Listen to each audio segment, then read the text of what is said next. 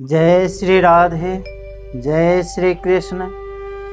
मन को बार बार ध्येय में लगाने का नाम अभ्यास है। यह अभ्यास की सीधी समय लगाने से होती है। समय भी निरंतर लगाया जाए, रोज़ाना लगाया जाए। कभी अभ्यास किया, कभी नहीं किया, ऐसा नहीं हो। तात्पर्य है कि अभ्यास निरंतर होना चाहिए और अपने ध्येय में महत्व तथा आदर बुद्धि होनी चाहिए। इस तरह अभ्यास करने से अभ्यास दृढ़ हो जाता है। अभ्यास के दो भेद हैं।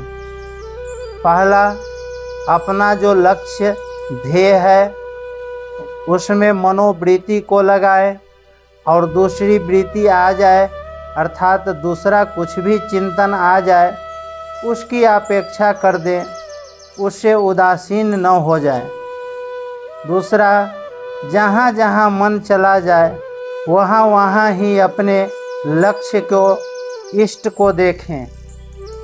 उपर्युक्त दो साधनों के सिवाय मन लगाने के कई उपाय हैं। जैसे पहला, जब साधक ध्यान करने के लिए बैठे तब सबसे पहले 2-4 श्वास बाहर फेंककर ऐसी भावना करे कि मैंने मन से संसार को सर्वथा निकाल दिया। अब मेरा मन संसार का चिंतन नहीं करेगा, भगवान का ही चिंतन करेगा। और चिंतन में जो कुछ भी आएगा वह भगवान का ही स्वरूप होगा। भगवान के सिवाय मेरे मन में दूसरी बात आ ही नहीं सकती। अतः भगवान का स्वरूप वही है जो मन में आ जाए, और मन में जो आ जाए वही भगवान का स्वरूप है। यह वासुदेवः सर्वम का सिद्धांत है। ऐसा होने पर मन भगवान में ही लगेगा, और लगेगा ही कहाँ। दूसरा, भगवान के नाम का जप करें, पर जप में दो बातों का ख्याल रखें। एक तो नाम के उच्चारण में समय खाली न दे, अर्थात राम राम इस तरह नाम का भले ही धीरे धीरे उच्चारण करे, पर बीच में समय खाली न जाने दे।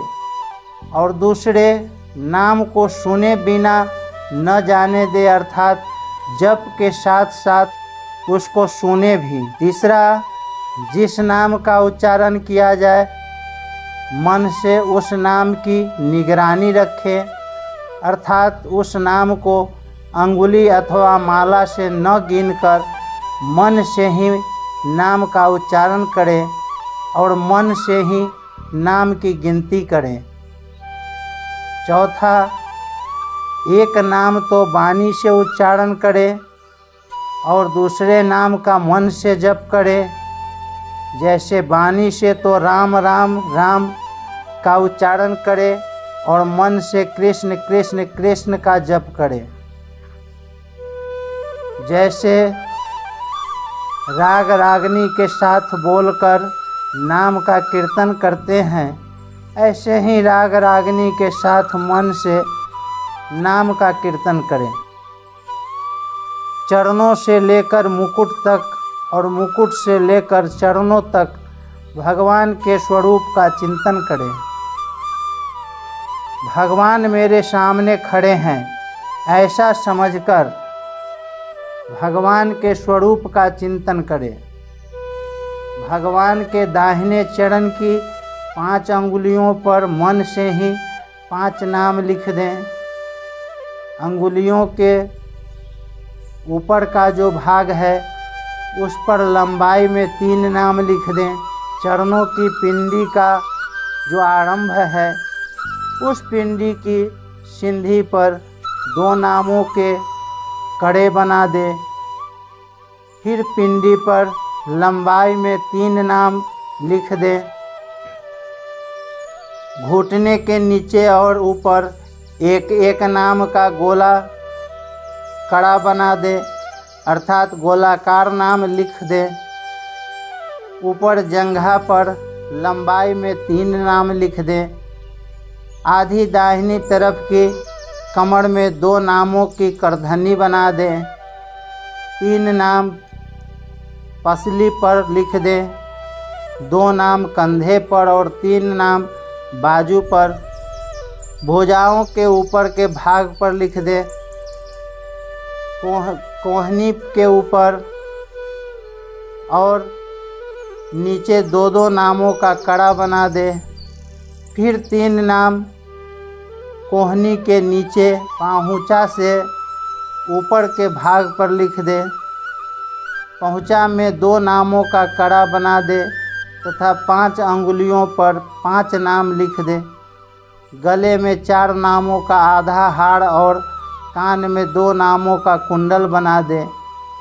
मुकुट के दाहिने आधे भाग पर 6 नाम लिख दे, अर्थात नीचे के भाग पर 2 नामों का कड़ा, मध्य भाग पर 2 नामों का कड़ा और ऊपर के भाग पर 2 नामों का कड़ा बना दे। तात्पर्य यह हुआ कि भगवान के दाहिने अंग में चरण से लेकर मुकुट तक 54 नाम अथवा मंत्र आने चाहिए और बाएं अंग में मुकुट से लेकर चरण तक 54 नाम अथवा मंत्र आने चाहिए। इससे भगवान की एक परिक्रमा हो जाती है। भगवान के संपूर्ण अंगों का चिंतन हो जाता है और 108 नामों की एक माला भी हो जाती है। प्रतिदिन ऐसी कम से कम 1 माला करनी चाहिए। इससे अधिक करना चाहे तो अधिक भी कर सकते हैं। इस तरह अभ्यास करने के अनेक रूप, अनेक तरीके हैं। ऐसे तरीके के साधक स्वयं भी सोच सकता है।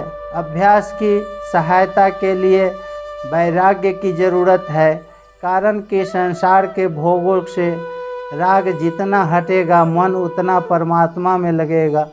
संसार का राग सर्वथा हटाने पर मन में संसार का राग पूर्वक चिंतन नहीं होगा। अतः पुराने संस्कारों के कारण कभी कोई स्फुरना हो भी जाए तो उसकी अपेक्षा कर दे, अर्थात उसमें न राग करे और न द्वेष करे, फिर वह स्फुरना अपने आप मिट जाएगी। इस तरह अभ्यास और वैराग्य से मन का विग्रह हो जाता है, मन पकड़ा जाता है। वैराग्य होने के कई उपाय हैं जो मैं आपको कल बताऊंगा।